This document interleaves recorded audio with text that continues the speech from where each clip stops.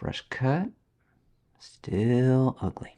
iOS 17 is coming out on Monday, and I am not ready for it. I still have a lot of work to do for my app sofa, and it's probably going to be maybe October or November before you see any iOS 17 updates from me. Now, in an ideal world, I'd be able to fit my work into the release cycles of Apple's work, but that's not always possible. The main thing to remember, and I have to tell myself this, is that Apple's deadlines are not my deadlines. And I actually think there's some benefits to not having your app out and ready on day one whenever there's a new version of iOS. So whenever there's a new iPhone or a new version of iOS, there is a ton of hype. Everyone's hustling to either get their app update out, their content out, their takeout, whatever that is. And with that just comes a ton of noise. There is so much content all at one time. I was trying to do this full little segment with Monica here, but then she just left. Now, with so many people posting stuff and sharing stuff all at one time, that kind of means that you might get lost in the noise and your hard work might not be seen. After that hype dies down, there's kind of this lull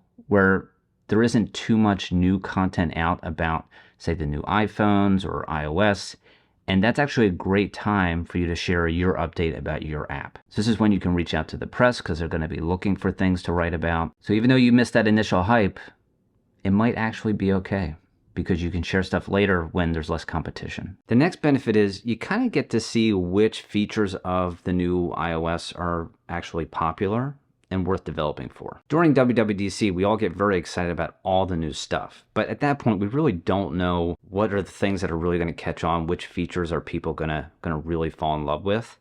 Like, is this year's feature going to be more like iMessage apps, or is it going to be more like widgets? By not being there on day one, you kind of get to see how things play out. Maybe you don't need to invest a ton of time into supporting some feature that maybe hasn't really caught on. This obviously does come with the risk of missing out on the big feature, right? So when widgets came out a few years ago, that was like the big feature, and people who were there early got to really see the benefits of that. But that's pretty rare that that kind of stuff happens. The last benefit is just less stress. Developing software is hard enough, especially when it's not your full-time job. And missing this deadline by a few weeks, a few months, is really not going to make or break things. So maybe just go easy on yourself, relax, take your time, and do good work. So if you're an app developer who's hustling towards a deadline, I wish you luck and hope that it's not too stressful. Thanks for watching, and I'll see you next time.